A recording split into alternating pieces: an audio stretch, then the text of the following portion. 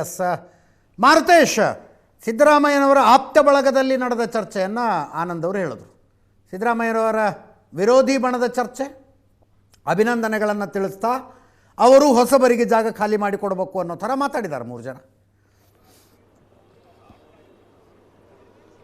ಅಲ್ಲ, ಖಂಡಿತ ಆ ನಿರೀಕ್ಷೆ ಅಂತೂ ಡಿ ಕೆ ಶಿವಕುಮಾರ್ ಬಣದಲ್ಲಿರ್ತಕ್ಕಂಥ ನಾಯಕರಲ್ಲಿ ಇದ್ದೇ ಇದೆ. ನವೆಂಬರ್ನಲ್ಲಿ ಬೆಳವಣಿಗೆ ಆದಾಗಲೂ ಕೂಡ ಈ ರೀತಿಯಾದಂಥ ಚರ್ಚೆಗಳಿತ್ತು. ದೇವರಾಜ ಅರಸು ಅವರ ದಾಖಲೆ ಮುಗಿದ ಬಳಿಕ ಮುಖ್ಯಮಂತ್ರಿಗಳು ಅಧಿಕಾರವನ್ನು ಬಿಟ್ಟುಕೊಡ್ತಾರೆ ಅನ್ನುವಂಥ ಚರ್ಚೆ ಬಹಳ ದೊಡ್ಡ ಪ್ರಮಾಣದಲ್ಲಿ ಇತ್ತು.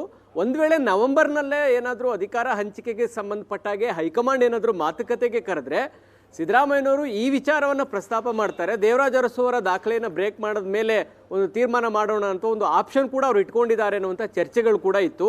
ಆದರೆ ನವೆಂಬರ್ನಲ್ಲಿ ಆ ರೀತಿಯಾದಂಥ ಬೆಳವಣಿಗೆಗೆ ಹೈಕಮಾಂಡ್ ಆಸ್ಪದ ಕೊಡಲಿಲ್ಲ. ನೀವೇ ಬ್ರೇಕ್ಫಾಸ್ಟ್ ಮೀಟಿಂಗ್ ಮಾಡಿ ಸೆಷನ್ಗೆ ಹೋಗಿ ಅಂತ ಸೂಚನೆ ಬಂತು. ಸೊ ಈಗ ದೇವರಾಜ ಅರಸು ಅವರ ದಾಖಲೆ ಮುಗಿದ ಬಳಿಕ ಡಿ ಕೆ ಶಿವಕುಮಾರ್ ಬಣದಲ್ಲಿರ್ತಕ್ಕಂಥ ನಾಯಕರಿಗೆ ಒಂದು ಸಣ್ಣ ಆಸೆ ಚಿಗುರದ ಹಾಗೆ ಕಾಣ್ತಾ ಇದೆ.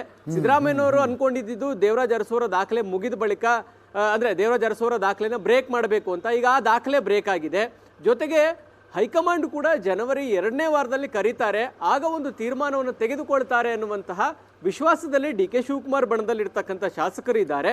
ಹಾಗಾಗಿ ಮುಖ್ಯಮಂತ್ರಿಗಳಿಗೆ ಅಭಿನಂದನೆಯ ಸಲ್ಲಿಸುವುದರ ಜೊತೆಗೆ ನಾಯಕತ್ವದ ಬದಲಾವಣೆ ವಿಚಾರಕ್ಕೆ ಸಂಬಂಧಪಟ್ಟಾಗೂ ಕೂಡ ಅವಕಾಶ ಮಾಡಿಕೊಡಿ ಅನ್ನುವ ರೀತಿಯಲ್ಲಿ ಮಾತನಾಡ್ತಾ ಇರುವಂಥದ್ದನ್ನು ಕೂಡ ಗಮನಿಸ್ತಾ ಇದ್ದೀವಿ.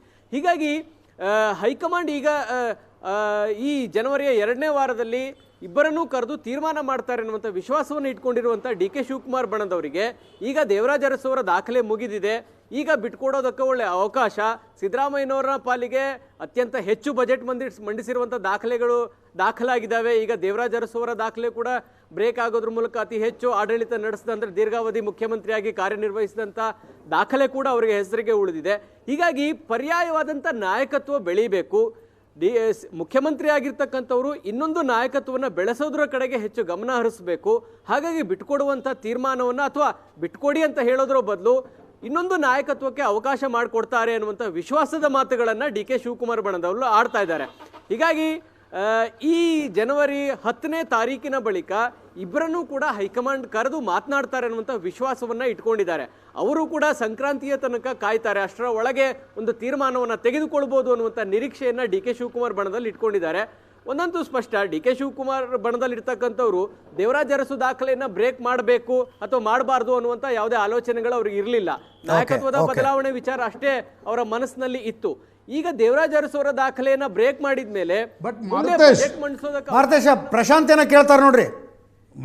ಮಾರುತೇಶ್, ಈ ಇಡೀ ದಾಖಲೆಯನ್ನು ಸರಿಗಟ್ಟಿದ್ದನ್ನು ಒಂದು ಸಂಭ್ರಮದ ಕಾರ್ಯಕ್ರಮವನ್ನಾಗಿ ಮಾಡದೇ ಇರಲಿಕ್ಕೆ ಕಾರಣ ಇದೆಲ್ಲಿ ಫೇರ್ವೆಲ್ ಅನ್ನುವ ರೀತಿ ಬಿಂಬಿತ ಆಗ್ಬಿಡುತ್ತೆ ಅನ್ನೋ ಹೆದರಿಕೆನಾ?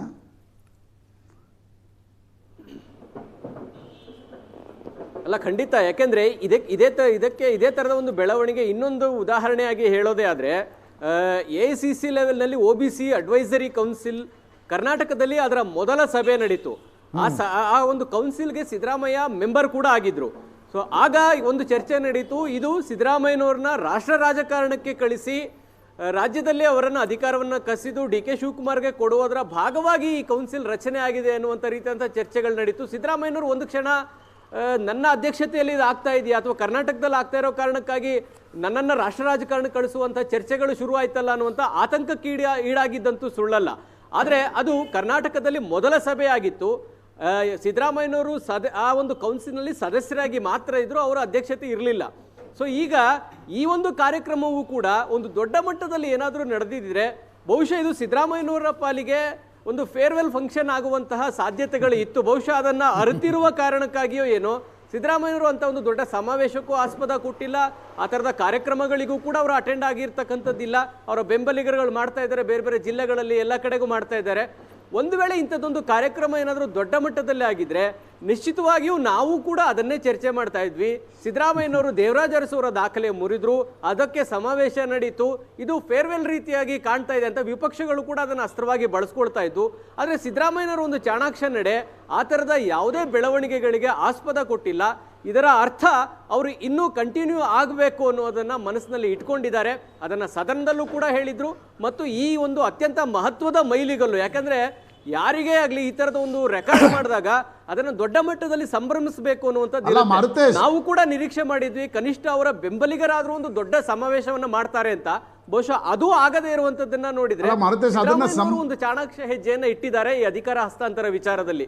ಸಂಭ್ರಮ ಮಾಡಬೇಕು ಅಂತಿದ್ರೆ ಡಿ ಕೆ ಶಿವಕುಮಾರೇ ಮುಂದೆ ನಿಂತು ಸಂಭ್ರಮ ಮಾಡಿಸ್ಬಿಡ್ತಿದ್ರು ಏನು, ಯಾಕಂದ್ರೆ ತರಾತುರಿಯಲ್ಲಿದ್ದಾರೆ ಅವರು. ಹೌದು ಹೌದು ಹೌದು.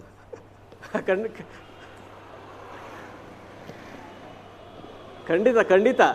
ಯಾಕಂದ್ರೆ ಡಿ ಕೆ ಶಿವಕುಮಾರ್ ಅವರು ಶತಾಯಗತೆಯ ಮುಖ್ಯಮಂತ್ರಿ ಆಗಬೇಕು ಅಂತ ಬಯಸ್ತಾ ಇದ್ದಾರೆ. ಹೈಕಮಾಂಡ್ ನಾಯಕರ ಮೇಲೆ ನಿರಂತರವಾಗಿ ಒತ್ತಡ ಹಾಕ್ತಾ ಇದ್ದಾರೆ. ಅಧಿಕಾರ ಹಂಚಿಕೆ ಮಾತುಕತೆಗೆ ಕರಿಬೇಕು ಅನ್ನುವಂಥ ಒತ್ತಡವನ್ನ ಎಲ್ಲ ರೀತಿಯಲ್ಲೂ ಪ್ರಯತ್ನವನ್ನ ಮಾಡ್ತಾ ಇದ್ದಾರೆ. ಆದರೆ ಹೈಕಮಾಂಡ್ ಒಂದು ಹೆಜ್ಜೆ ಮುಂದೆ ಇಡ್ತಾ ಇಲ್ಲ. ಡಿ ಕೆ ಶಿವಕುಮಾರ್ ಅವರ ಅಧಿಕಾರ ಹಂಚಿಕೆಯ ವೇಗಕ್ಕೆ ಹೈಕಮಾಂಡ್ ಯಾವುದೇ ರೀತಿಯಾದಂತಹ ಸ್ಪಂದಿಸುವಂಥ ಕೆಲಸವನ್ನು ಇನ್ನೂ ಕೂಡ ಮಾಡಿಲ್ಲ. ಯಾಕೆಂದರೆ ಹೈಕಮಾಂಡ್ಗೆ ಸಿದ್ದರಾಮಯ್ಯನವ್ರನ್ನ ರೀಪ್ಲೇಸ್ ಮಾಡಿ ಡಿ ಕೆ ಶಿವಕುಮಾರ್ ಅಂತಂದರೆ ಆಗಬಹುದಾದಂಥ ಪರಿಣಾಮಗಳ ಬಗ್ಗೆ ಇನ್ನೂ ಕೂಡ ಅವರು ಚಿಂತಿತರಾಗಿದ್ದಾರೆ ಅನ್ನೋದಂತೂ ಸ್ಪಷ್ಟ.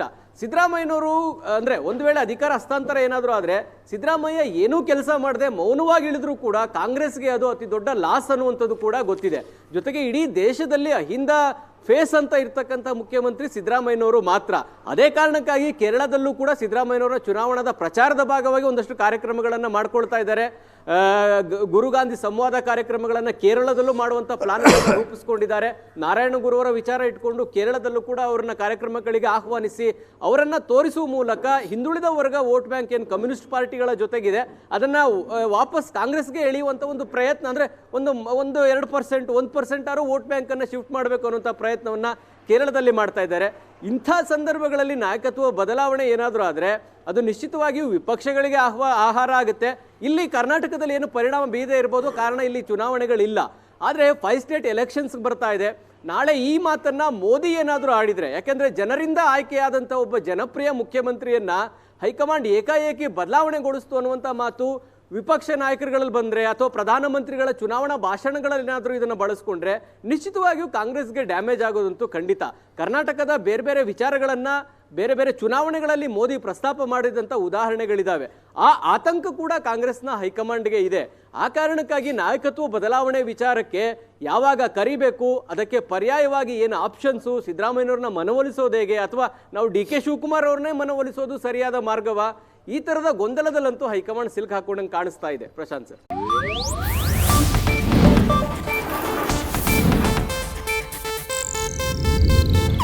ಇದು ಏಷ್ಯಾನೆಟ್ ನ್ಯೂಸ್ ನೆಟ್ವರ್ಕ್ ಪ್ರಸ್ತುತಿ.